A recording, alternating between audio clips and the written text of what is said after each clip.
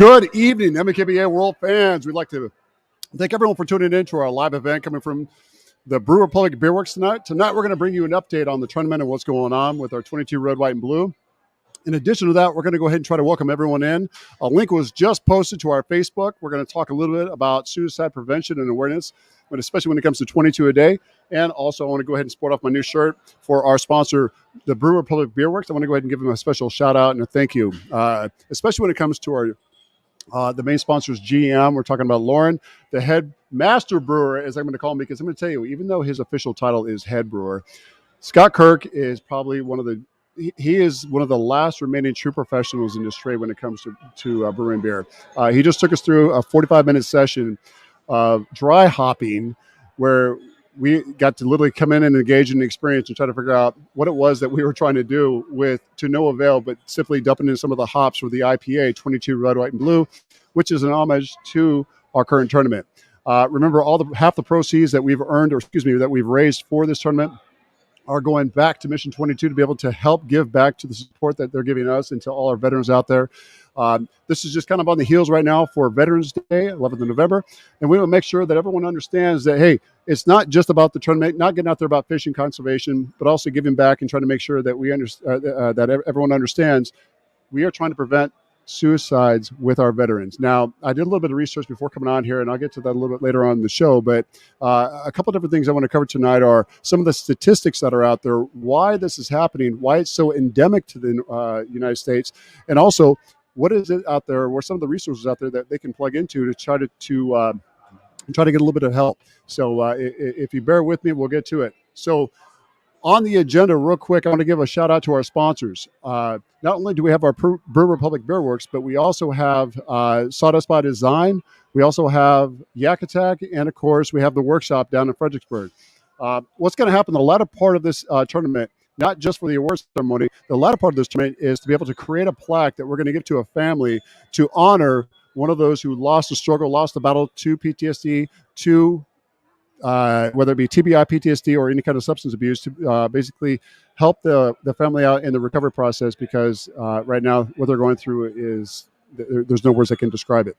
I do have to do one thing tonight that's a little unorthodox. I've got my old commander with me, and here's the thing, right? He doesn't like being on he doesn't like being on screen. He doesn't like being on any of the. Give me 1 second here. Yep, I guess the link. So the link was just posted right to our website. I'm going to bring the GM as well while we're talking. Give me 1 second, okay, guys? I'm going to resend the link.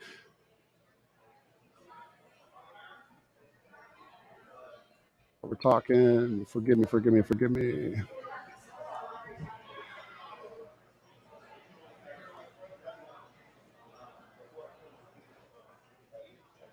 Okay, link sent. Oh, sorry. There we go. Link sent again. Okay. So we'd love to have everyone come in that can be able to speak with us, not only about what's going on with 22 a day, but also about the tournament. What is the update on the tournament? Well, let me go ahead and bring you a little bit of an update coming straight out of Fishing Chaos. I was able to speak with Nathan Cross earlier today. He was out on Bull Run. Let me tell you, miserable conditions, but for the 26 anglers that we've got signed up, out of the whole, I think there's a total of 47 entries. Let me go ahead and bring you over to Fishing Chaos. We're doing pretty well so far. We're just past the halfway point. So let me go ahead and rattle off the top five, and then, of course, later on we can also cover down on any kind of updates that we do see, but I doubt anyone's going to be out on the water. So number one slot, Joe Costa sitting at 89 3/4, followed up by Ryan Pataloon at 78 inches. Sitting at number 3 spot, Gary Duncan, 71 3/4, Kyle Wilson, 67.5. Our very own Mike Hogan crossing over the boundary coming from KFL. The Washington Warhawks, give a little rep out to them. Mike Hogan, 64 3/4. I give a special shout out to Mike Hogan because Mike is a first responder. He's a firefighter. And he fully supports what's going on with Mission 22 and everything that we're doing with 22 Red, White, and Blue. Again, as I run down the list, forgive me if I do mispronounce your name. Chun Ree, 64 1/4. John Meos, which is 33 inches solid. Sitting at the number 8 slot, Paul Ward at 30 inches. Mike Hosky, 16 inches. Followed up in the number 10 slot, number dime himself, Peter Mantos, 13 3/4. Now, I know that Pete is out doing his hunting. Hey, God bless you, brother. I know you can't get out on the water every single time, but one of the things that does happen that's synonymous with the fall is not just the fishing, but the hunting. So I hope you save some meat for us. So if we were to take our big bass right now, Ryan Paddleloon sitting at 20 and a half. That was still the same as earlier today when I was going live with you guys. Joe Costa sitting at 19 and a quarter. Gary Duncan at 17 and three quarters. So, you know what? It does show you just how tricky that fall bass season can be, especially when we're in the late fall transition. And one of the things I was talking to you about before, we got some guys coming on. We got Lauren, and we also got Jim. Master. Oh, Oh man. man! Hey, Hey, welcome, welcome, gentlemen. gentlemen. Hey, what's Hey, going on, Can Jim? you hear me? I can hear What's you. up, brother? Hey, Hey, so so I I got to got to say, I say, I really really appreciate you appreciate you coming coming on on live live with me with me tonight. tonight. Lauren, the Lauren, the GM GM, from coming the from the Brewer Brewer Public Public Beer Beer Works. Works. Can you Can hear you me? hear me? I can hear you. All All right, right, so we so we got got background background noise. noise. You You might might want want to to either either mute mute your your mic mic or or sit sit over over here, here, brother. brother. It's It's only only because because I. I don't want to have too much of a bleed over. Okay, let me adjust this. Jig Master, brother, talk to me. What's going on, buddy? Nothing much, man. Just got back from a rough day on the water. How was it today? Man. I caught one fish, all of 13 and a quarter inches. Ooh, The wind got up to like 35 miles per hour, and I was 2 miles out, and my whole ride back, I was in like 3 to 4 foot waves. really? Yeah, The wind was that bad where you were at too. It was like that with us too. yeah, yeah. It Yeah, was it a was bad like that decision here. to go out. Yeah, it was. Well, here's the thing. Had it paid off with big 22, 23, 24 incher, it would have been good, right? But your personal best, you're way up there, brother. What's your personal best? My kayak personal best is 23.75. What was the weight on that? Well, my 23.75 was like 8 pounds, but I caught a 23 and a half down in National Louisiana. champions. Yeah. NC, right? NC, right? Yeah, didn't see that weighed 11.73. That 11.73 Yeah, is, well, that's still from a kayak, though, right? yeah. Yeah. Well, then you definitely are up there. You're way past a lot of us, especially myself. Yeah. I've been My lucky a God. couple times. It's one of those things that I would. You've got somebody that big. I definitely would not attribute it to luck. I would say that you definitely have the skill set that it reps to come into catching those big bass like that. So having said that, when it comes to fall bass fishing, and this is something that we were going to talk about, and I appreciate you coming on, by the way. Not only representing KFL, but also Norfolk Privateers, right? Hmm. Yes, sir. You're bringing on a skill set that helps bleed over to show that we're all on the same team for basically a couple causes. One, conservation for bass angling. Number two, giving back and showing that we need to be able to make sure that we give awareness to prevent veteran suicide. Not just veteran suicide, but suicide overall. But Yes, because sir. you are a veteran yourself, or you're active duty yourself, not to put all your PPE out there, but eventually one day when you are a veteran and you look back, um, do you think that now kind of sets the tone for your bass fishing to increase exponentially and to get where you need to be, where you see yourself as a goal, say 5 years, 10 years from now? Yes, absolutely, man.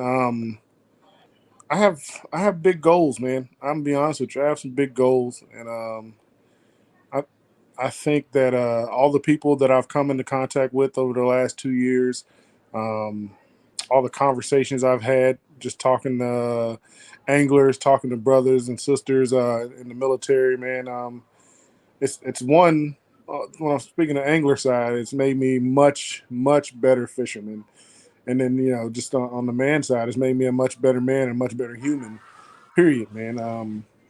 I honestly, brother, I love being in the military. I love what I've learned from being in the military. Hell yeah. Uh, Rock solid, I've brother. learned I love the experiences from it. I mean, not all of it's not all all fun and games, as I'm sure you know. But any military person will tell you it's the people that make this job go. It's the people that make this job worth it. And unfortunately, I've been very close to um, you know um, someone who contributed to the 22. Uh, a friend of mine, someone who worked for me, somebody who I trained.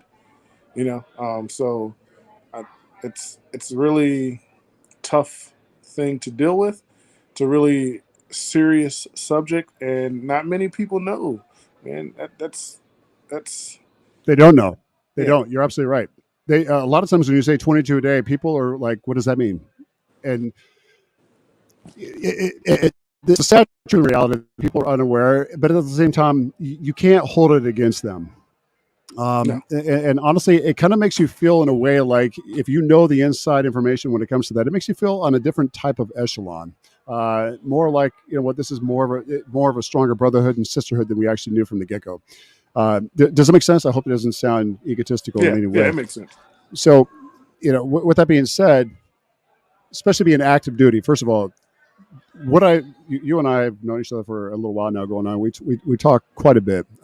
I have to say, there are those few people that come into your life that you see that represent your true core values. One of them tonight, honestly, uh, is the head brewer here. Scott, there he is. Right, Scott is sitting in front of me.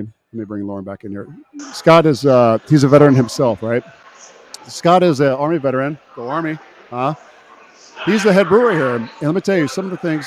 Hey, real quick, Lauren, can you mute your mic, buddy? So, Scott, the way he's able to break down and explain everything, it definitely carries over from his military days, you can tell, because he's very methodical in his approach. He's very detail oriented, and it shows exactly what it is to be able to be raised in that kind of mentality, or to at least come up in the mentality for your state of professionalism. I give the same kudos to you because you and I have talked, and the way you broke down the way you do things for the Navy, brother, I give you strong props, strong props. But it's also something that I do because I know the way I am. I'm a nerd when it comes to my job. I'm a nerd when it comes to things like this because I want to be technically and tactically proficient. Yep. Really, that's what it comes to. So, if you don't mind, what I'm going to do is like I said before, I'm going to be a little unorthodox. I've got one of my former commanders sitting 1 foot to my left here. All right, former Green Beret. Let me tell you, one of the best human beings, most decent human beings I know. Diehard Harley guy. I'm going to put him on real quick, and I'm going to talk to him and kind of do like a joint interview. But I'm going to put the headphones on so you can hear. I can pretty much figure out what's going on from there, right? But I'm gonna, if you don't mind, I'm gonna have him interact with everyone. We're going to talk, and ultimately, my goal, and I'm talking to you, Rob, especially, we want to be able to set the hook on this one and see if we can try to get him into bass fishing, especially kayak bass fishing. Now, here's the thing, right? We have to be able to convince him what it is that drives us for our passion. His passion is Harley Davidson, 100%.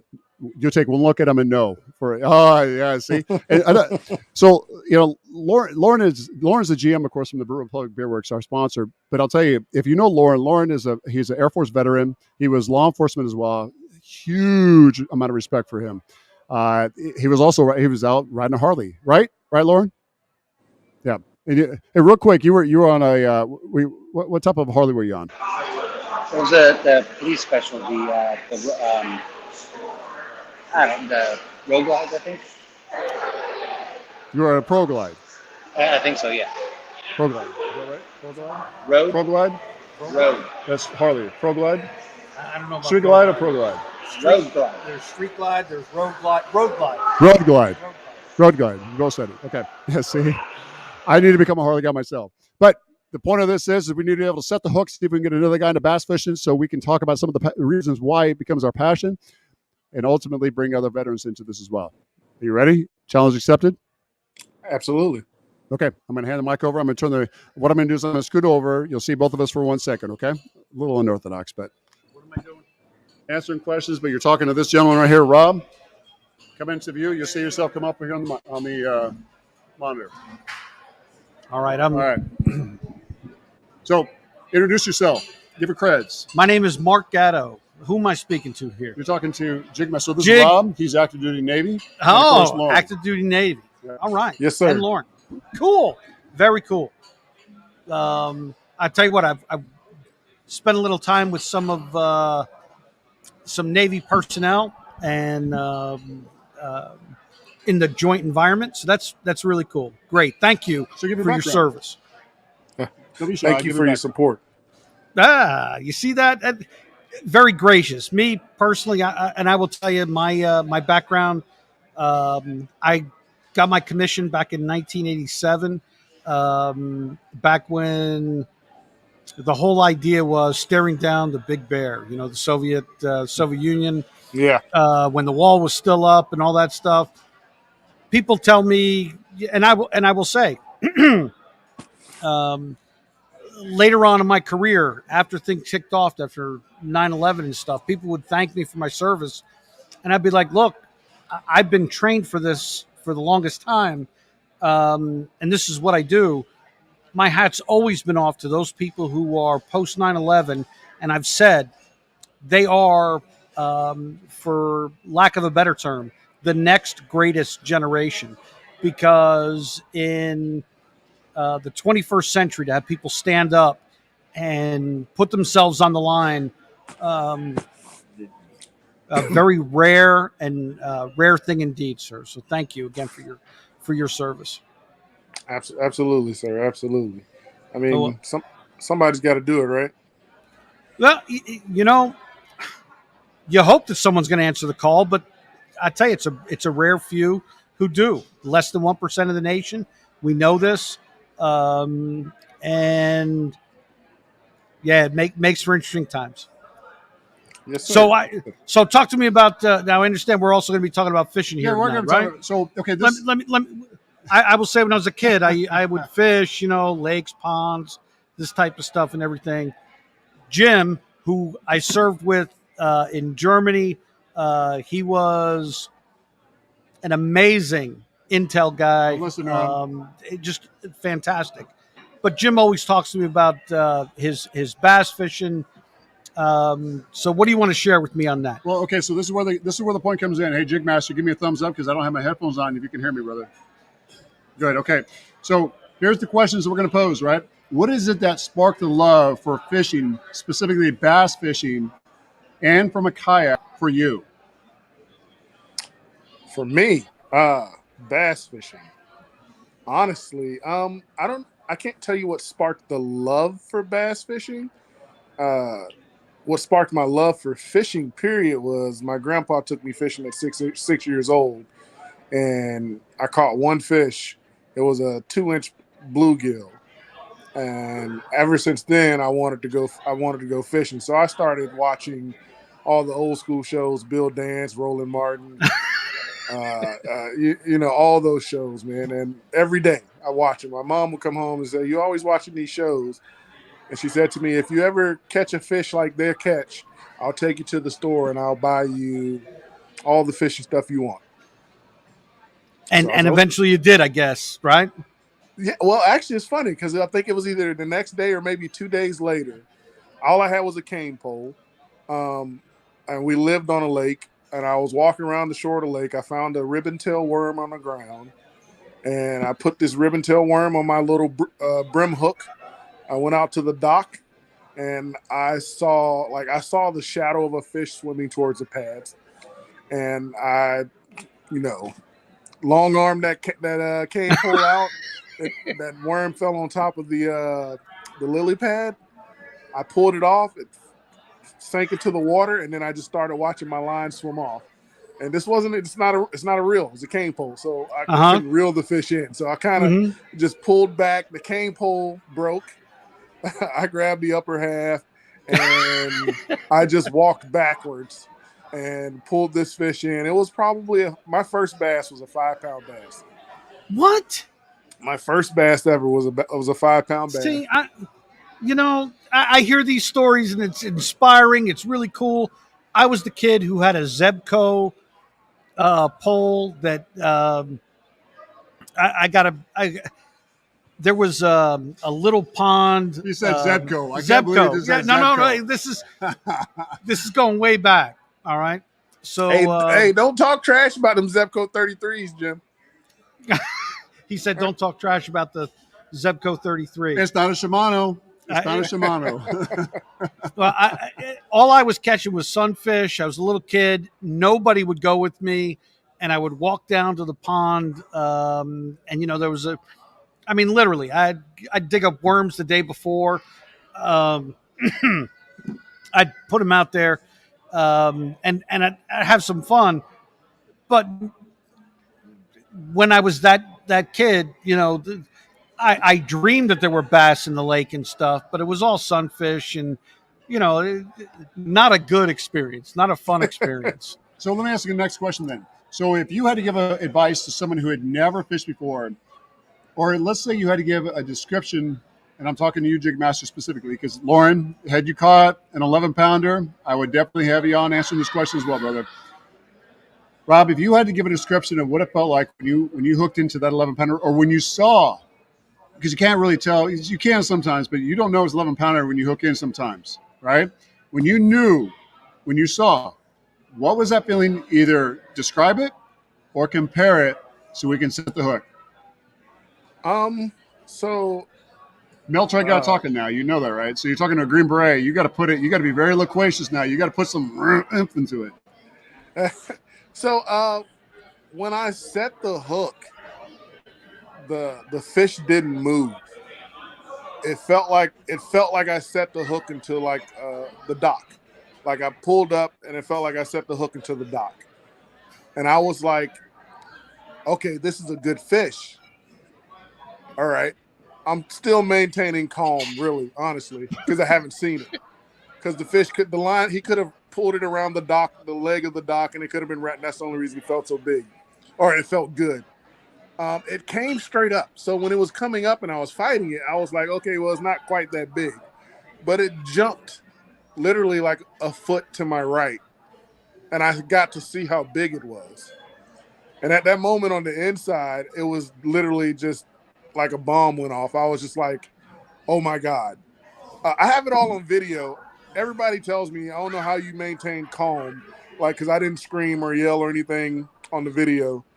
But on the inside, I was screaming and yelling so much. And then the fish comes up and jumps again and does this thing called tail walking, where he's up on the surface and he's flicking his tail so hard, so it looks like he's just walking across the surface. And it runs into my trolling motor, and I'm just like, the stress, because I'm like, I'm going to lose this fish. It's going to break off. I'm trying to grab the net. The fish is like, I'm not ready for you to grab the net, because he starts diving. I throw the net down.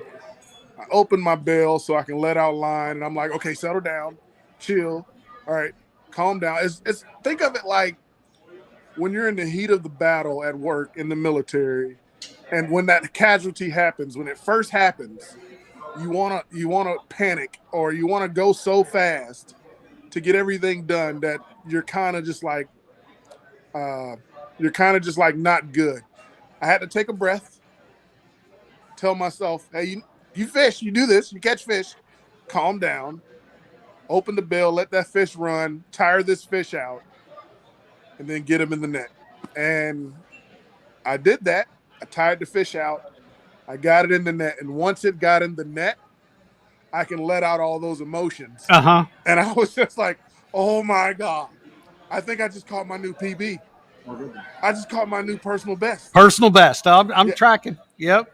I tell you what. I just caught it. And I'm looking around, trying to see if somebody can see me so you can see this fish, Yeah. And I'm just like, I call my group on Messenger, video call, so they can see this fish. Nobody answers. I'm just like, somebody has to know about this. Right? But that's one of the joys of it, man. Like, and then from the kayak, the fight, there's so many different parts of the fight. When you're fighting a fish from the boat, you have leverage on the fish. You can move, you can get up and move miles and miles to find fish. When you're fighting a big fish from a kayak, we have something called sleigh rides. So imagine you're in Santa's sleigh and you're just going down the mountain. Like, you get a big fish, he pulls your boat around. And that is so cool. Yeah, it's so fun. Like, if you get on, like, we're talking bass fishing, will pull the boat around a little bit. Don't go saltwater and get on a big bull red, and you'll be on a real sleigh ride. I've gotten up to like 5 miles per hour while the bull red's running and pulling my kayak. Unreal. I tell you what, I love hearing stories from people who are passionate about whatever they're doing. Okay, and I will tell you, I'm by no means a doctor or anything like that. But in the terms of what why we're all here, which is 22 a day, and I think about this and I say it's all about being able to share things that mean something to you with your friends. You saying I'm immediately calling my buddies, trying to get them involved in this so we can all share in this. And I'll tell you, when you feel cut off, when you're all alone and stuff, and you do this by yourself, look, it doesn't take away from the experience, but being able to share it with people means all that much more. And the same is with life. You want to be able to talk to your friends. You want to be able to share the ups, the downs, and know you got somebody with you. And this is a part of I think it's a microcosm of a larger discussion on finding success and sharing success. All these things with people who understand you, and if they don't understand, still support.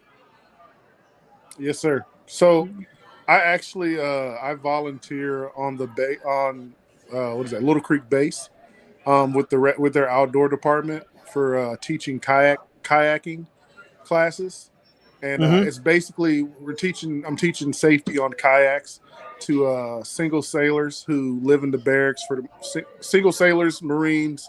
I think it's sailors and Marines. I don't think we have any Army there, so just sailors and Marines who live in the barracks and just spend all their time in the barracks, right? So we got this program over there where they come out, we can get them a kayak. I'm teaching them safety on the water on a kayak, and it's getting just showing them something to do. Especially, it was huge during the middle of the pandemic when COVID was like at its worst and everything was shut down. It was like those guys and girls were coming through all the time, and it was awesome, like you said, man, just to share something which is my passion, and for someone who's maybe never done it, never been on a kayak or never been fishing, and then you put them in a kayak and put them and show them how to fish. It was awesome just to see the people who really took to it, and then the people who didn't even take to it, but they were still there and they got out of their barracks room. They were able to get out and do something. Vice just stay in their barracks room. And I got to say, I don't care who you are. I don't care what your background is. I don't care what your passion is. But you're holding the rod in your hand, and you get a hit, and suddenly it's you and the fish. Your heart rate's got to go up. It's insane how it goes up. You shake. It's a natural. I tell you what, it's a natural reaction where you sit there and you go like, oh my God, this is happening. I mean, it's a real event. It's the best way I can put it. Yes, sir. Yeah. That reminds me of I got a colleague, a work colleague, on our duty days I'm on submarines, by the way. I serve on submarines. You're a submariner. Yes, sir. That's all right. Yeah. No problem. I've been playing phone tag with the plumber, so he's thinking about Monday, so I'll give him a call. Yeah, we got something here. Tommy or Scott? Yeah, Tommy was. I don't know what's going on. Scott's on vacation, I guess. So Tommy's the owner. is he? What's up, brother? Okay. Is Lauren doing it? Just kind of tell me what you. I think Lauren's on the phone Lauren's or something. Yeah. I think Lauren was on the phone. Yeah, he was. All right, let me put you back on real quick. Yeah, Lauren didn't mute his stuff. All right, Jig Master, I'm back up. Go ahead. Yeah, so I had a duty day on the submarine, and we have duty days on the submarine. You spend 24 hours on the sub. And so I used to take my fishing pole, and I'd fish off the pier. And I was like the only person who fished. But at that pier in Groton, Connecticut, I would catch 20 to 30-inch stripers all the time. And so I was out there fishing one duty day, and another shipmate comes up, and he's like, "Man, show me how to do this. You out here every duty day doing this. Show me how to do this." And I gave him the rod. I told him what to do. I gave him the rod. I told him to cast down this line and just reel it back. And the bluefish were running, and they're very aggressive. So as he's reeling it back, you can see the lure, and you just see this huge blue come out. Take it. And he sets the hook, but the blue got opened his mouth and got off. but Mhm. the joy in his face, he made this sound like a little girl, and I was Yeah. like, "What was that sound, man?" You know, just like I- it was awesome. I tell you what, you got to be careful on those sounds that you make when something surprising hits, because that could ruin everything. Yes, I got to sir. tell you a quick story. I was in the Philippines, and I woke up in the middle of the night, and there was a rat crawling across my wrist. And I remember, it totally shocked me. I was very proud of the fact that when this happened, all right, coming out of a deep sleep with a rat on my wrist, all my utterances were of a deep vocal type. You know, it was and I said, No, "See, no I'm high okay. pitch. I'm good. No No high high pitched squealing. You know, because I got my guys around me, and I just know I can't live. You know, the day beyond. You know, people saying you're screaming like a girl. You got to have it. You know, you got to keep it. I've heard him scream the other way, by the way. Hey, it It happens was like to a the best of butterfly us. or a centipede. Well, that's awesome. And I tell you, did he want to come back and fish some more later? He went out and he had his own stuff the next duty day. See that? He Yeah. had his own gear. He wasn't even using mine anymore. He had his own stuff. Look, my biggest thing, because Jim has been after me to fish with him for a long time, and I tell him two things. I said, first, look, I'm too fat to fish. Okay, I just it doesn't make sense. I'm like Artie Lang, and he says, look, not a problem. But beyond that, I said, Jim, look, I've got a couple of different types of poles and stuff, but I'm not bringing my own Zepco. gear. I said, Zepco.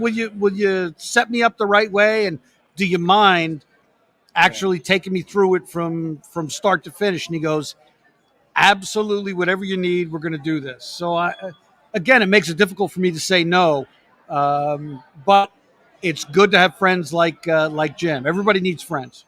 Yes, sir. I'll So tell you what- this, though. I'll tell you this. I'm 6 foot. Well, you know Jim. He's like 6'7", 7'12". Yeah. I'm 6'1", 300 pounds. Oh, Mr. Greg Nosar. What's up? What's up, man? What's going I'm on? 6'1", 300 pounds. I'm a pretty big guy. I'm Yes. telling you, especially the kayaks that we have. I have the same kayak as Jim. That's not a thing. That doesn't Not matter. a thing. Yeah, All that right. doesn't matter. The weight capacity on that thing's 500 pounds. You know, I'm kind of feeling it, like you guys are starting to gang up on me, saying, "Oh, you got to get out there and fish." You I don't do. know. You see, You gotta get out I there. know. This is And what- listen, when I was a kid, I had a subscription to Field and Stream. I was a bass, you know, the Bass Anglers No kidding, for the card. club. Yeah, I did Yeah, all for the that club. stuff. No kidding. I never caught a Don't bass see in my what life, was it, but I had the card. There's like So bass that gives me boxes. something, you Oh know. my God, I haven't even thought about that. So you said that. Holy You know, shit. I heard that same story from Will Brewer. He still hasn't got a best in his life. Look, it's like everything. I'll get out there. I'll mix it up. I'm a turkey hunter too. I take my sons. We go turkey hunting, and I've talked to a few, whether it be box or scratch. You know, we'll have the discussion going back and forth and everything. But I've never gotten a turkey, and I sit there and say, look, before the next hunt, I'm going to stop off at Safeway. I'm going to pick up a frozen turkey, and I'm going to throw it out of the damn tree, and you shoot so we can bring something home to mama, because this isn't good. I'm not able to do this stuff. I've always wanted to go turkey hunting, man. I've never been. They're the bass of fishing. I mean, it's tough to do that stuff. Yeah. Jim, you got to save me now, man. I got you, brother. Okay. All right. Oh, Bring it on over. Man, I fucking love you. I'm not gonna lie. You're the I love man. you. I love you. I do. All right, hey, let me work my way back over real quick. You guys hear me okay? We're good. I'm going to go fishing. So, do we set the hook? That was the whole goal of this. Do we set the hook? Did Jigmaster get it done? You know me. I'll do anything. All right. Bam. Hey, set, brother, set. So we got to get them on the water. You and I are both going to take them out. And it's going to be kind of one of those all expense paid vacations on the water. And that's going to be paid by Mother Nature. Okay. Hey, on the line now, we got Greg Nosar, founder, CEO, president, man, the myth, the legend of KFL, What's going on, KBBT. guys? Hey, Greg, I appreciate you coming on and joining us. Absolutely, man. Absolutely. Also, the Greg Nosar show. The Craig Yeah. Nelson Show. That's right. Motion sports, all that stuff. right. Man. Got Motion my hands sports. on a lot of stuff. We do. You do. You do. We do. We do. Can I say we? Yeah, we. I'm saying like we, but I'm. It's not to take away from MBKBA. It's because we are all here to do the same thing, and that is to bring awareness for conservation for fishing, bass fishing specifically, and also to bring awareness to veteran suicide prevention. Okay. So one of the things that we wanted to get to tonight, we're clocking down right now. We're at 35:21. I don't want to get too far, but I wanted to be able to set the hook with Mark, and I'll tell you why. I won't get too far into the story. Many years ago, I was nicknamed Jack Ryan by Mark and his buddies.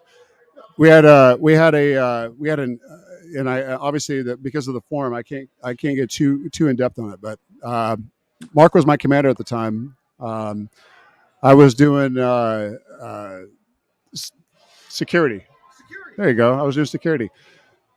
We had a anthrax incident, real world, and the one thing I can say is that on the box it said, and forgive me, long live Osama bin Laden, fuck President Bush. That's what it said on the box. The box came in through our mailroom, 8th Perscom.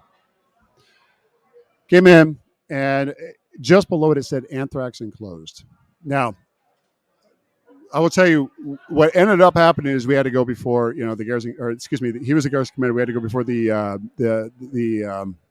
senior mission commander at the time, who shall remain nameless, obviously. But we were sitting there, and there was a whole bunch of us around the room, and I was the guy low on the totem pole. And before we walked in there, Mark, we got Scott.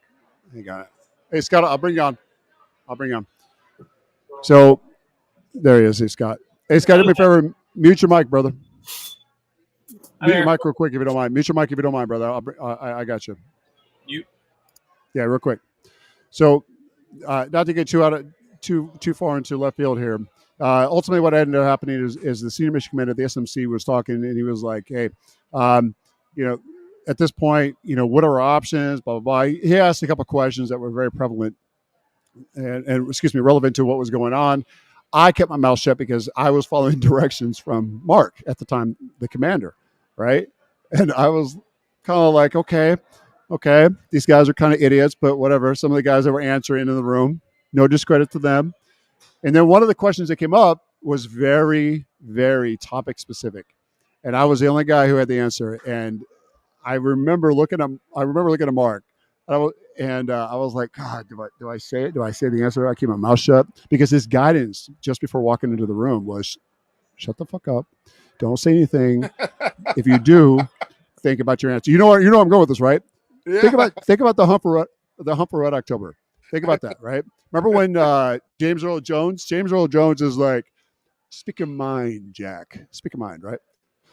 So I kind of had this whole mentality where I was going to shut up, but at the same time, if someone doesn't know what the hell they're talking about, especially in a real world, if you're going real world, bro, I'm sorry, all bets are off. I'm telling you, you're an idiot. I'm going to tell you, shut the fuck up. So we were in there, and no one said anything. And the commander just asked, the senior commander just asked, we're talking about a general officer just asked, what do we do here in this option? Is this the option? Is this an option?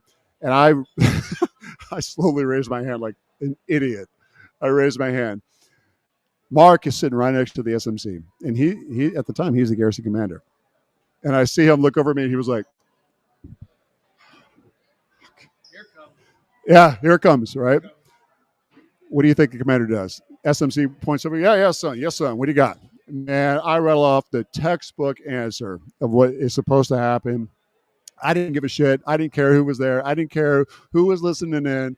I was in tunnel vision mode. And this happened 2 more times, right?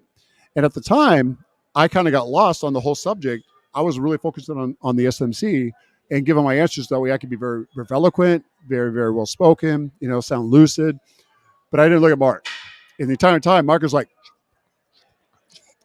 this, right? So we get done with the meeting. We get out of here. What do you think Mark does?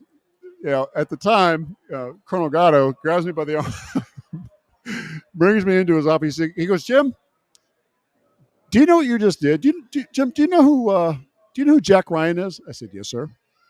You just pulled a fucking Jack Ryan in there. Don't you ever do that shit again. Yes, you did. Yes, you I did.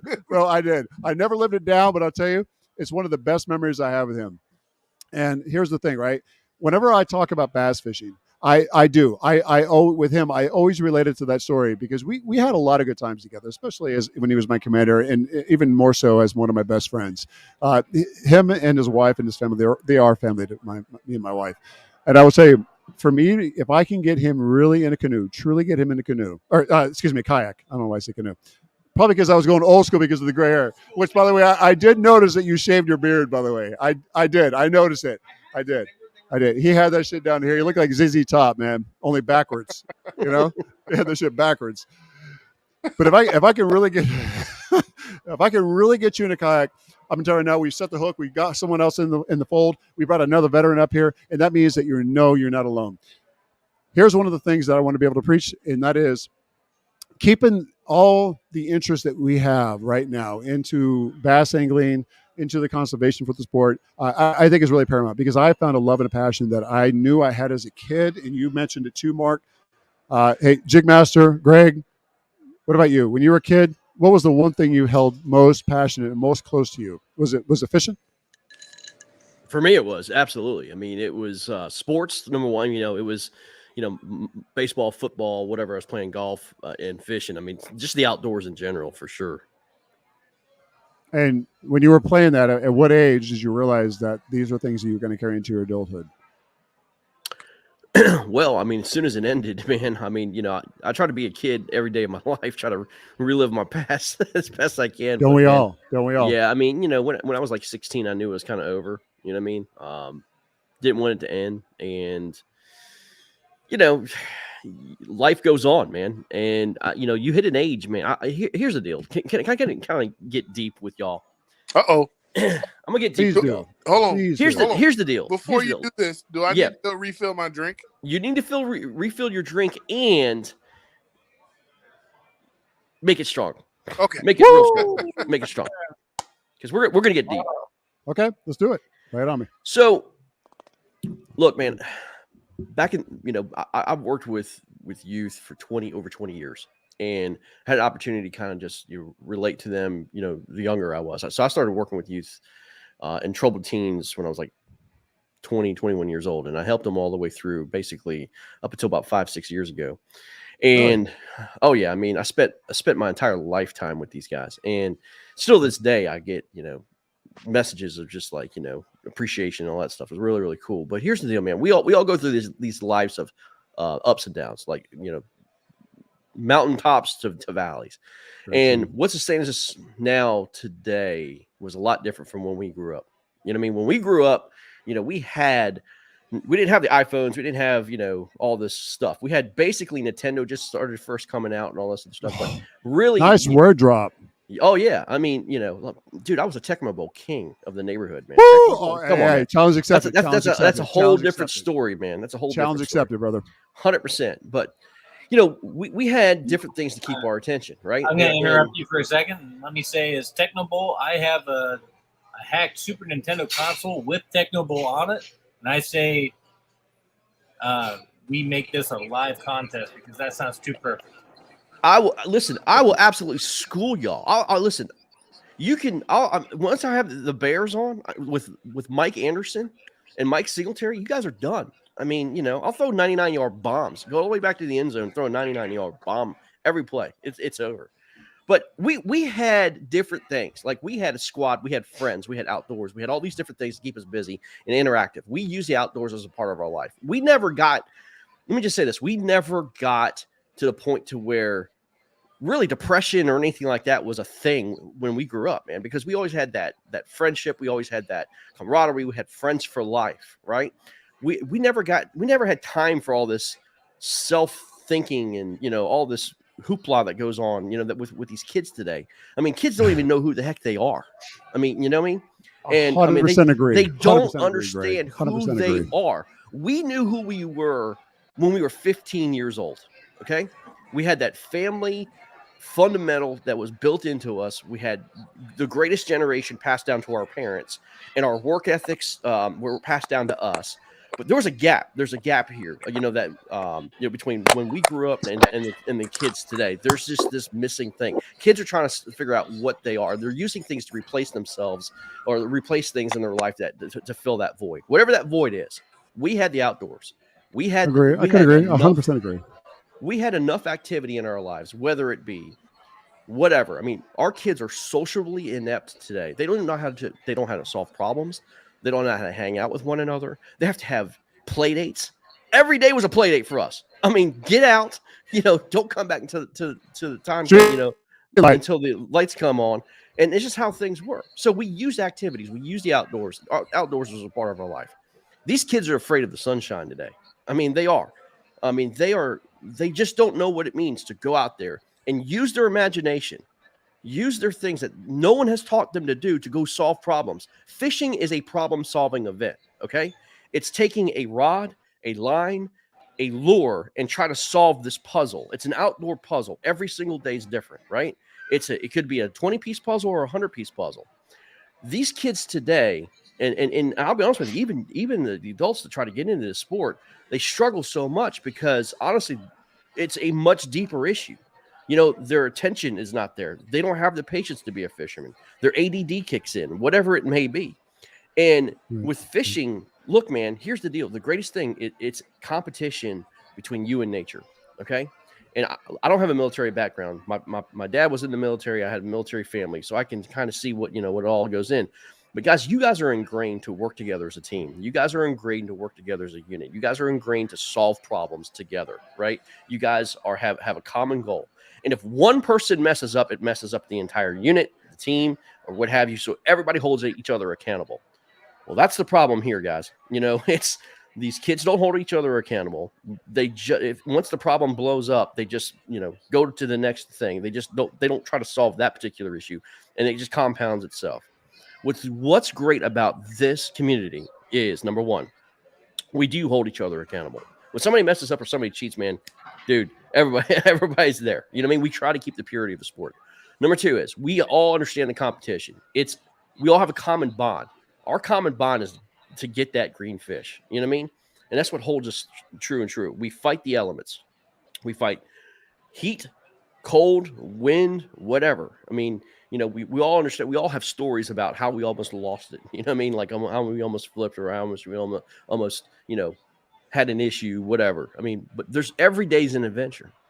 That kind of brings us back to our past, guys. I think that's why we, in our age group, understand that and bring that commonality. I don't think these kids today have that.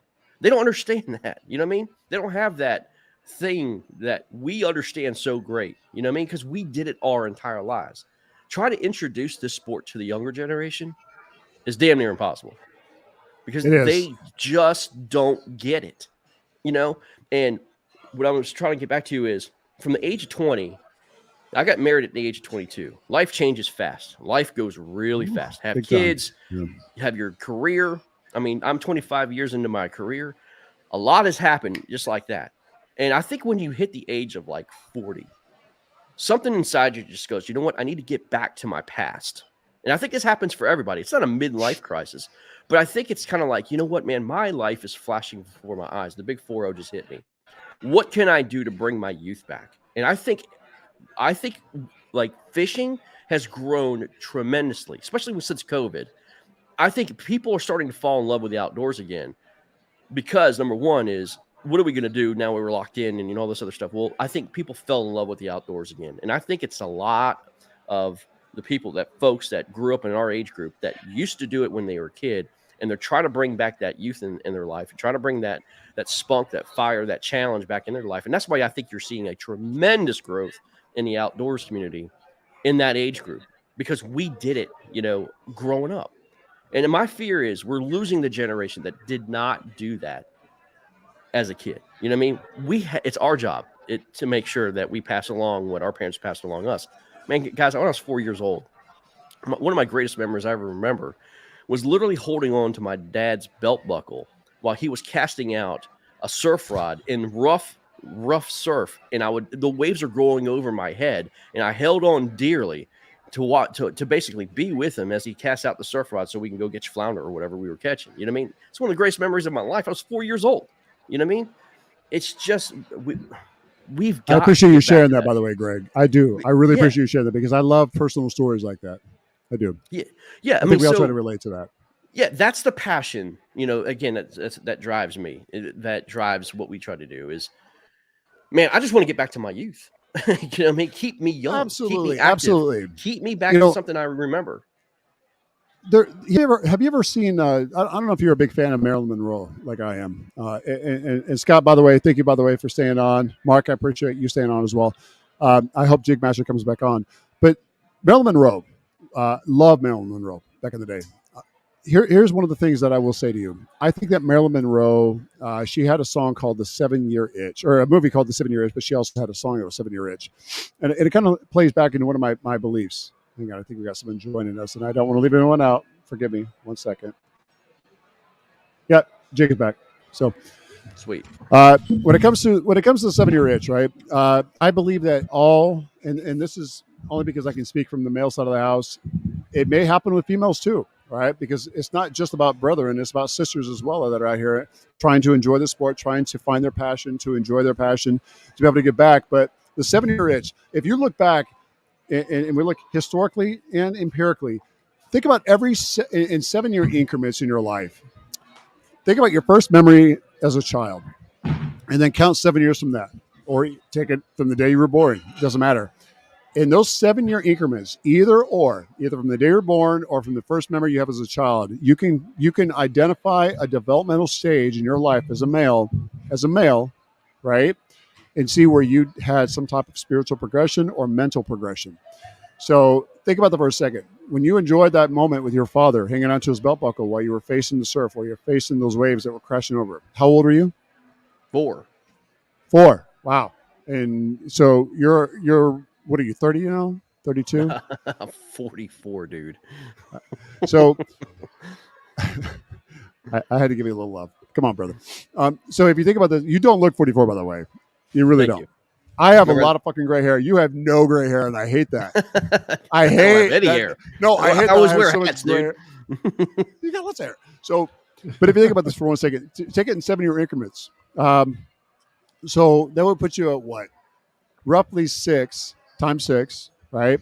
42. When's the last time you really had a progression in your spiritualism in your life?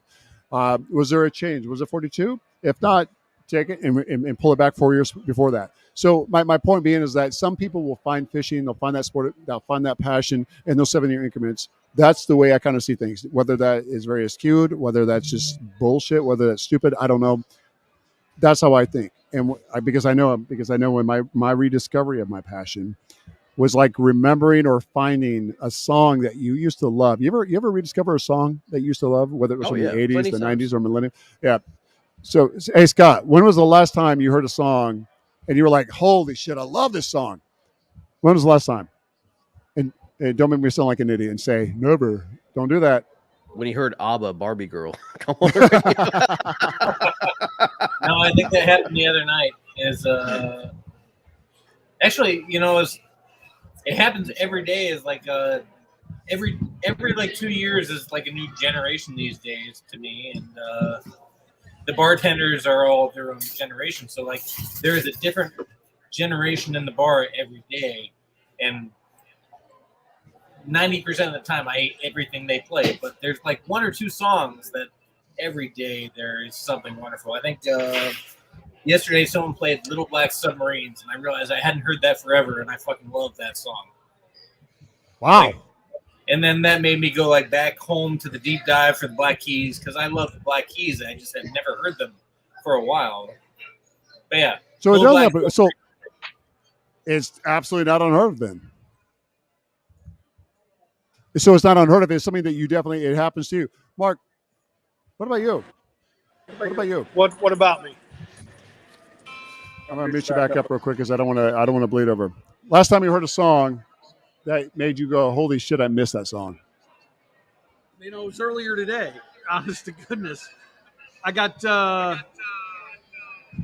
XM stereo. What am I? We're gonna mute real quick, Mark. Oh, for some reason you're going to bleed over for me, brother. When was the last time? Earlier today, Randy Travis. I can't remember. I love Randy Travis, so don't mess it up now. All right, this is the one where This he is talks Mr. about Green all his. Beret, by the way. Rep. You got a rep. We got Navy watching. We got another. We got another. Fellow, I got so much pressure on me. I can't perform. You know that. So I tell you what, but still, Randy Travis was still something that brought you back. Absolutely. And ultimately, ultimately, what it comes back to is man, don't you know people have PTSD around here, popping things behind us like balloons and things like that. Yeah. Okay. But on a serious note, though, we know that what it comes down to is that fishing, that passion, it does. It brings us back. It aligns us with our chi, so to speak, in life. And that's ultimately why I want to be able to set the hook when it comes to Mark. And just so you know, in about a week, it down. So let me get a second here to bleed over. No, you're good, brother. You're good because I can see you. Okay. You're good, brother. You're good. You're good. You're good. You're good. I'm going to go ahead and I have you muted anyway, but you're good. So in about a week, we got a new angler that's going to be on the water with us, coming out of MKBA's extended family. He's never fished, wants to get out, and honestly, I think it was because he knew he had to get away from it all. He had to get a little bit of relief, and the first thing that came to mind was fishing. So that kind of plays back into it. For me, the two things that really, really play into that category are fishing and beer. And speaking of beer, Scott, let me bring you on real quick. I want you to give us a quick highlight. We're talking about 22 Red, White, and Blue, not the tournament, but the beer that you made as an homage to our tournament right now. So we just about a week ago, almost exactly, we made a beer, a white IPA, about 7.5%. It's going to end up being that we're naming 22 Red, White, and Brew. We haven't legally gotten it done for the state, but it's like we've had it approved. Is the most important part is we're doing this for Mission 22. We have malt contributions. All the malt for the sugar for the alcohol was provided by Prairie Malts in Wisconsin, and then the yeast was provided in state by Jasper Yeast. So it helped keep our costs down so that we could donate $1 for every pint sold to Mission 22. Oh yes, $1 per every pint goes to Mission 22. Yeah, and that's what I'm talking working about. hard, and you can attest to that yourself. You helped dry hop it. We dry hopped it. We did the warm dry hop today. On Monday, we're going to chill it, and we're going to add a ton more dry hop. And that dry I'm going to drink the shit out of this beer. You know that, right? Anyone can. I'm happy for anyone that drinks this, and hopefully we can help someone with it. Yeah, please. I didn't want to interrupt you, but I had to throw that. Please continue. No, that's about it. Is Monday. So technical speak is you two up top is you help do the warm dry hop today on the yeast, and that is going to give a lot of nice hop flavor to this beer. As you guys smelled it, so you know exactly what it is. But on Monday, yeah, I never knew that before. It was definitely different. Definitely different. Definitely. It's a blend of 5 hops, and props to YCH as like they didn't sponsor, but as they are donating a portion of the hops we use to Canines for Warriors, and they're using 5 hops for this blend. And I've been doing this a long time. I've used maybe 2 or 3 of those hops, and the other ones are experimental. But the point being is that we're going to do something awesome with this beer, and it smells wonderful. It tastes wonderful. I can't wait to see what it is a year. I can't wait either. Hopefully, we can do it a year from now too. So you think about what the so we're talking a week today's the 13th. We're talking about the 19th is what you told me before. So between the 19th and 20th is a good date to shoot for. Yeah, I have to do math as I do this. Is yes, it will be done fermenting on Monday. It will be dry hopped again Monday and Tuesday. So it's going to get 4 dry hops, all in small increments. And then that will give it 2 days to chill down and gravity filter so that it can be on tap on Friday the 19th. So do me a favor, tell me about, if you don't mind, tell me about Brew Republic Beer Works. Location, what's going on as far as the, not just the gorilla itself, But when this beer comes out, what are some of the different offers? I know you've got the different sizes. So sizes are being worked out in house. This isn't a gorilla. This is a full batch of beer, about 300 gallons. There's no discounts, no specials on this because we don't want specials on this. We want you to donate to Mission 22. So The beer is a special, right? Yeah, like right. We're making sure $1 of every pint goes to Mission 22. I'm going to make sure as many pints as possible get produced, and hopefully, like this works out well, and we can keep this going. That's awesome. Where are we located at? Oh, brother, let me tell you something. Sorry, I will definitely get you. I'll get you a huge container. What do you call the large containers? Sorry? What do you call the large containers for carrying out the door? Growlers. Yeah, I know they are. So you have two different sizes, right? Yeah. So I'm leading you into this conversation, my brother. So that's what I'm trying to do. Work with me here. Come on now. Yeah. Okay. There's a delay, so I'm figuring it out. But yeah, we have howlers and growlers, so you can buy it to go, and we'll pint it out the same way But the donation is based off a pint. You can come get a taster, try it out, do what you want. That's great. But come buy a pint, buy it in house, buy something for takeaway. That's great too. Otherwise, just like donate to Mission 22 because they're wonderful. And I will. Just to go on to what you were saying is we're in Woodbridge, Virginia, 22192. Is just short of DC. So if you want to go to DC or near DC, is where a stop on the way. My wife is there now, so can I just tell her to swing by and grab me a growler? Like, is that Of course you can. The beer won't be ready until next Friday, but I was gonna say, as long as the 19th, you're good to go, right? I'll tell her to just wait in the parking lot. She don't have anything. We'll put one on reserve for you, brother, and I'll go ahead and pick it up for you. It'd be good. So, I definitely look forward to trying it, man. To support, obviously, I want to taste, the great beer that comes out of this place, as well as I want to support Mission 22. I guess it's kind of a byproduct that I'm kind of supporting the Warhawks by doing this, but it's okay because I like the two Warhawks that are sitting right here. So I didn't even think about that. Yeah. Hey, give some. I do like these two Warhawks, so I guess it's okay. We love you too, brother. We love you too. So let me ask you this real quick. If I may, let me close up on the beer loop. So Scott, I know that you were sitting in when we were talking to Mark, trying to set the hook for getting him on the water. You've already committed. It was a soft committal. Can we get you on the water so we can try to get you to discover the sport of bass fishing and conservation? Let's get that hard commit. I have to, brother. I have to. You just have to get me out of the brewery first. Okay, so we got to get you on the brewery. That means we have to get you a kayak. We have to get you. I tell you what, if someone takes care of the kayak because I don't have a spare, I'll take care of all the other equipment. Okay, that's my commitment to you to make sure we get you out there. It can't be at the same time as Mark because I don't have that much equipment. Plus, my rods and reels are definitely important to me. When I gotta compete with Greg and Jigmaster, man, and Will. Let me tell you, I got a lot of equipment. I can come up and provide some equipment as well.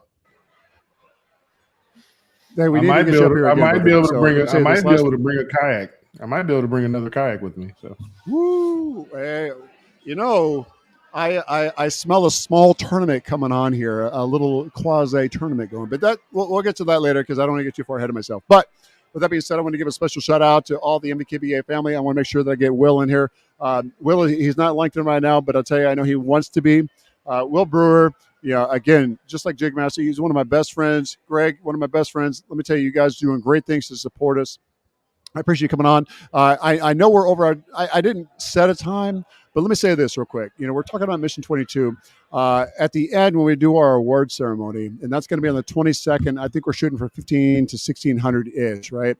I want to highlight a couple things, and maybe now is a good time to do this. If you need help, if you need to reach out to someone, all right, I will give you my phone number. You can reach out to me on Facebook. I don't care. My number is 571-733-8591. I don't ever give that out openly, but I will say if you need help to talk to someone, please do so. Otherwise, you can reach out to 1-800-273-8. Yeah. God bless you, brother. God bless you. And honestly, I think that with the amount of resources that we help bring to the table or that are already known out there, I think it's going to make a very robust answer for this kind of thing. Real quick, I got to one more thing, 1-800-273-8255. If you need help, if you want to make sure that you need someone to talk to, not only does the VA or 911 help, but 1-800-273-8255. Give them a call. What happens is they will take you to someone who's always on call. They'll answer the phone. They'll answer the questions. They'll talk to you. There are no wrong answers, none whatsoever. Don't forget the Green Beret Foundation helps support Mission 22 and vice versa. Mission 22 has a platinum rating on GuideStar. So, real quick, Rob, I'm supposed to show this to you. Okay, I'm gonna show this to. Give it a second to link in here. Can you read it? I'm going to read it in a second. Okay. So you see, it says Skipper. I see. It says Skipper. So you got Skipper, and it's it's fucked up. Funny. Skipper. Hang on. Where'd it go? Defined as the one-man badass enough to make a nuclear submarine his own personal fishing boat. I like it. Very true. Very true. I got a question for you, Jim. Yeah, brother. What's up? Did you know that the gentleman leading the Mission 22 tournament right now is a active duty sailor? Costa? Yeah. Really? He's a chief. Joe Costa? Let me pull over real quick to. He's a chief. No way! Yeah, he's at 89 3/4. Okay. Also, did you know that he's my other Padawan? Yeah, him and Ryan Sarko. Him and Ryan Sarko are my two guys. Well, reach out to them and tell them to chime in real quick. I'd love to get them on the screen, but you know what? Hang on real quick. You want to get Joe on? Yeah, give him a call. Tell him to join real quick. Send him a link to YouTube. And while you're doing that, I'm going to switch over to Fishing Chaos. Okay. Hey, I'm gonna mute myself real quick. Hang on. Okay, hang on. Hang on 1 second. Can you join us? All right. So real quick, while we got Jigmaster doing that, so let me run down the leaderboard right now. Number 1 slot, Joe Costa sitting at 89 3/4. Ryan Panaloon, 78 inches. Gary Duncan falling up in the number 3 slot, 71 3/4. Kyle Wilson falling up in the number 4 slot, 67.5. And nipping at his heels right behind him. All right. Our very own Mike Hogan, 64 3/4. 64.75. Let me tell you, Mike, if you don't make up some ground pretty quick, I'm going to be very disappointed. Top 3 for the big bass, Ryan Panaloon, 20.5. Joe Costa, again, from the leaderboard, sitting at number 2 slot for the big bass with 19 1/4. Gary Duncan is 17 3/4. You know what? I got to say, it does get back to the whole heart of all this, and that is, why is the fall transition? I got you, James. I appreciate it, brother. I appreciate it. Thank you so much. I see you. Yep. Okay. So why is the fall transition so hard? You know, and I'll tell you right like this, Rob. This is the way I see it. You got 3 times a year, or 3 times of the fall. You got the early fall transition. You got the feed and frenzy mid-fall, and then you got the late fall transition. Right now, we're in the late fall, from what I gather, from what I've seen, from what I understand, from what I know, based on the length of the days, water temperature, air temperature. Those bass now, those big bass, what are they doing? They're moving back out. They were going out to the secondaries and primaries. They're sitting on those shoals. Why? Because they're coming from the way deep pockets where they were corralling those bait fish. They're following the bait fish back up. And now they're sitting on those little rest stops, as they call them, right? Those rest stops where those big bass are starting to collect. Why are they schooling? Because they all know that's where they're going to collect. They're going to stop, and that's where they're going to feed again. What do you think some of the good pointers are for this late fall transition? Real quick. Oh man, the best thing I could tell you is, the best thing I could tell anyone right now for this late fall transition, if you pull into an area and you don't, hopefully you have a fish finder. If you don't have a fish finder, I'll tell you how to pick that area apart as well. But if you have a fish finder, if you pull into an area and you're not seeing bait, you're kind of wasting your time. Wasting your time, I agree, 100%. 100%. This But time if you don't have a fish finder, if you don't have a fish finder, right? So obviously you're not going to be able to see the bait on because you don't have a fish finder. But there's always indications of bait, right? You can see swirl, you can see fish swirling, you can see shad flickering.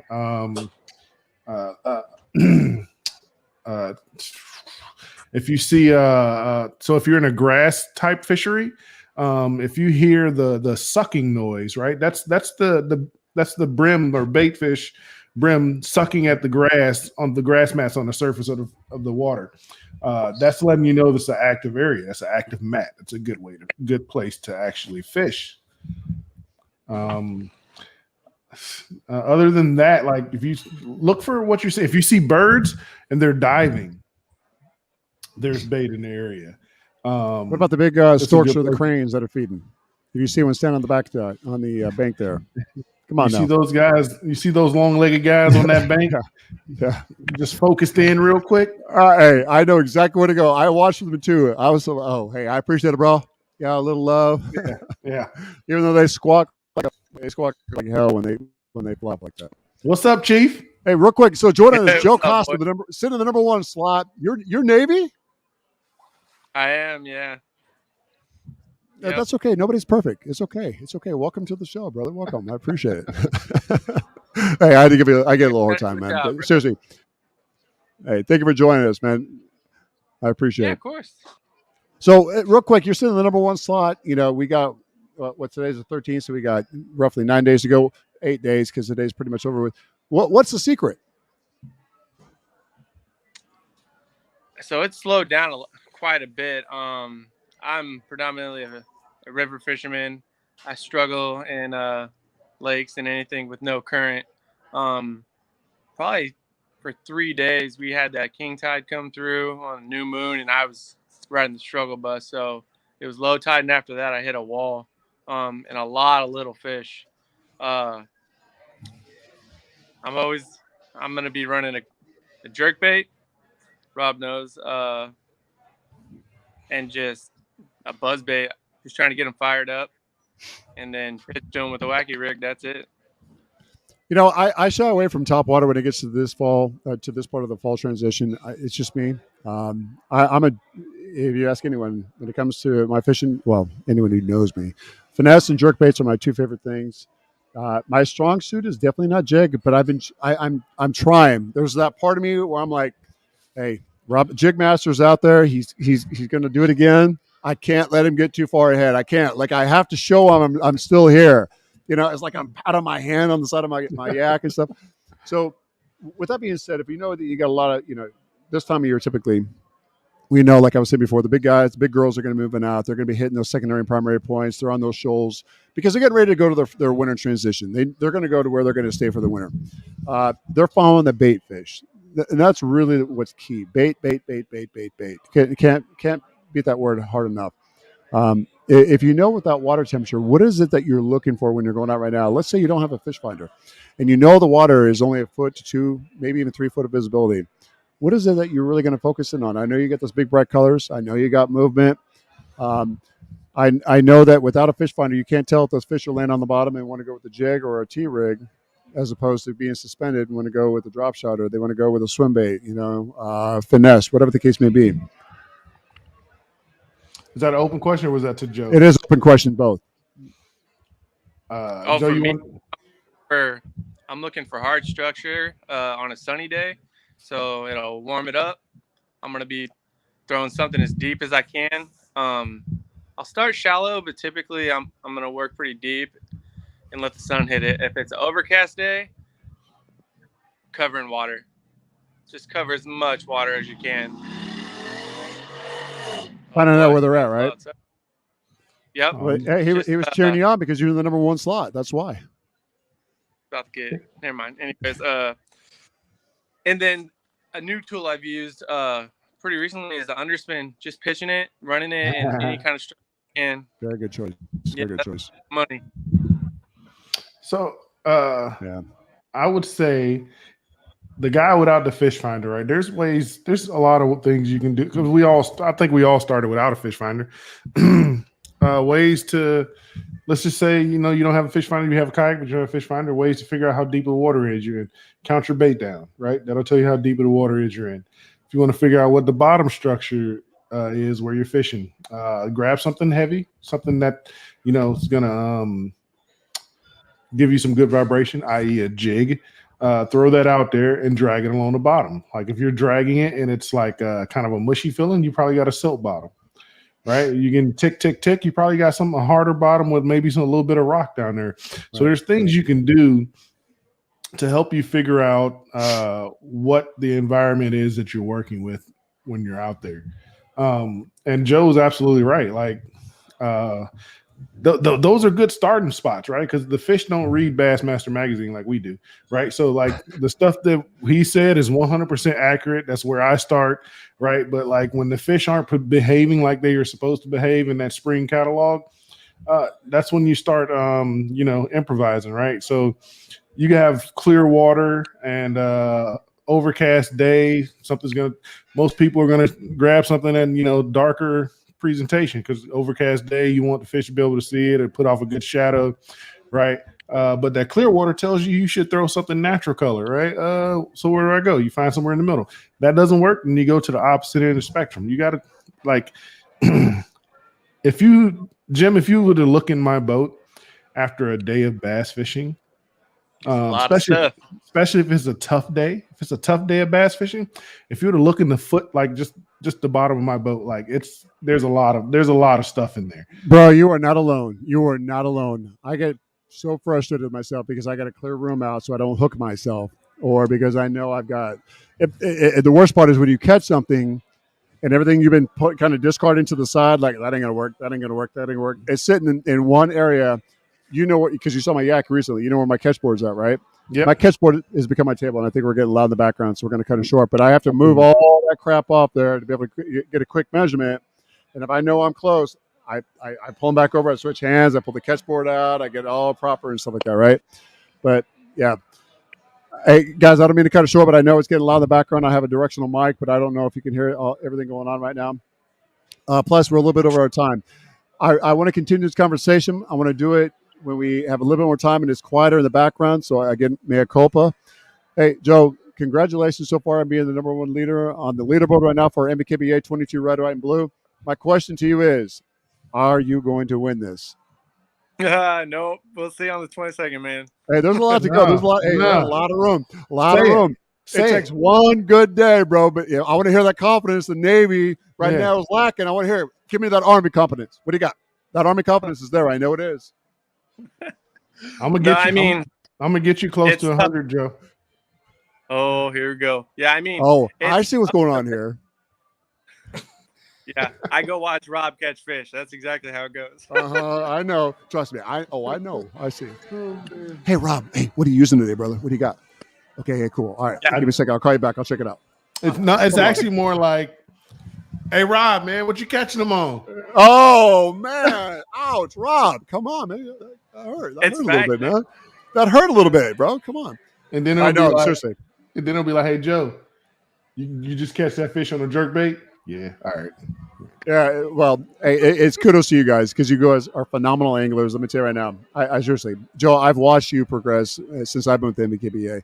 And I got to say, to have you and Rob on the program right now, there's no better anglers that we could have out here speaking, with the subject matter experts, so to speak. Thank you guys so much for coming on. Mark, I appreciate you, brother. Thank you for coming on. It's been a blast. It has been. I love having you down here. Scott, I see way back over in the corner. Best brewer right now. Let me tell you, to having spent 12 years in Germany, even though I used to speak fluent German, it is somewhat broken right now. I can make my way around, and I can tell you, I could speak the truth when it comes to the way he brews beer. He does a great job. Thank you so much, Scott. I got to get up there and try your beer out, Scott. Absolutely. Can you hear us, Scott? Yeah, let me tell you, he doesn't like this. He hates this. Scott is Captain Kirk, and the reason why is because he's Scotty Kirk. If you watch Star Wars or Star Trek, yeah, but not Star Wars. Real quick, I got the under the table bird real quick.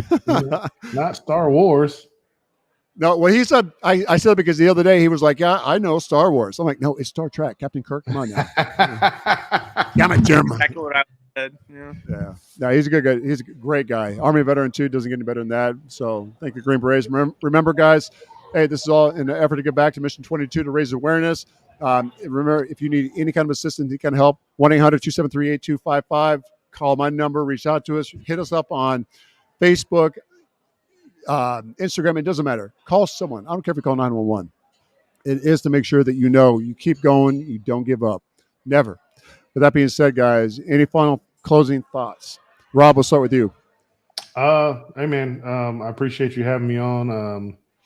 Obviously, this is something that we're talking fishing, which I love to talk, and two, we're talking something that's really important, which needs to be talked about, and something that I personally hold near and dear. So I appreciate you doing this tournament. I appreciate you doing this live broadcast, man. Thank you for having me on. Thank you, brother. I appreciate you coming on. I really do. That means a lot. Joe? The tournament is amazing, but more importantly, getting the word out there about this mission is hands down probably one of the best events so far I've had. So just keep trucking. Thank you. Get the Thank word you. out. It is about those veterans, those who do not have a voice right now. Scott? Just thank you for hosting us. Thank you for doing your thing here at our brewery. And I hope if you haven't been here, you make a trip out here.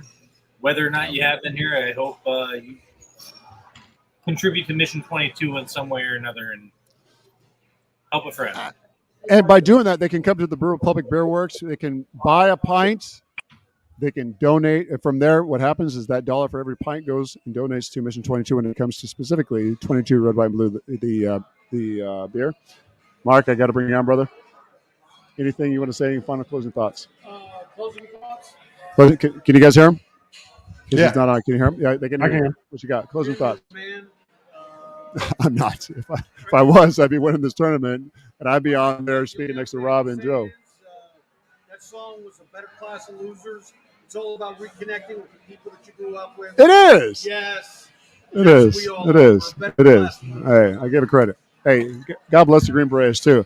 All right. So with that being said, a lot of people will log off before we hit the end. So what's going to happen is during the award ceremony, we're going to have 3 different gift cards, total of $75. I am personally donating 2 of these. All right, for a total of $50. You're going to have Bass Pro Shop, 2 at $25, and 1 for the Till Valhalla project, which has been generously donated by them for a total of $75. What will happen is we're going to go ahead and everything's been announced, but we'll reiterate on social media to make sure everyone is aware. Raffle tickets, $5 a pop or 3 for $10. In addition to that, I want to make sure I give a special shout out to Chad Hoover from KBF because he is ensuring that we have some great prizes and great donations, especially coming from Yak Attack, $1,000 in prizes for 1st to 3rd place. And I believe, don't quote me, I recall he did $1,000 in KBF memberships, lifetime memberships, but I could be wrong if I recall correctly from the last broadcast. In addition to that, you pointed over. Trying to tell Joe, you better do work. I mean, Joe, bro, I personally, I'm not going to brag. Yes, I am. I have a lifetime membership. I just want to say. I know I was there. Got it, man. Hey, Jim, before you know when I did there 22? I did. You were there? No shit. My bad, man. Culpa, bro. Hey, Chad's a pretty altruistic guy. He's a pretty chivalrous guy. What were you saying, Rob? I want to also donate a $25 Bass Pro gift card, bro. Oh, brother. You know what? Outstanding. Thank you so much, my friend. We'll raffle them up. Just let me know where I need to send it, bro. Okay, brother. I got you, man. We'll touch base right after this, okay? So total, for those watching, those who are not watching, or those people who are going to be able to dial on later on, we got a total of $100 being donated. $75 will be outside of the Till Valhalla project, $25 from Till Valhalla. Again, this is coming from the Bass Pro Shop. I'm assuming you want to do Bass Pro? Mm-hmm. Bass Pro, I mean, let's keep it apropos, right? So total $75 from Bass Pro Shop to help you with your fishing career, your passion, your love for the sport. With that being said, guys, we want to thank you for everyone who joined us tonight, everyone who's going to be watching us. Giving back to those veterans and those 22 who could not be with us today, 22 a day. Remember, 22 a day is 22 too many. For all you out there and for those of you online with me right now, God bless you. Thank you so much for your service. And you know what? Keep paying it forward, especially when it comes to the conservation for bass fishing and for the love of the sport. Until then, we'll talk to you guys later on. Y'all have a good night.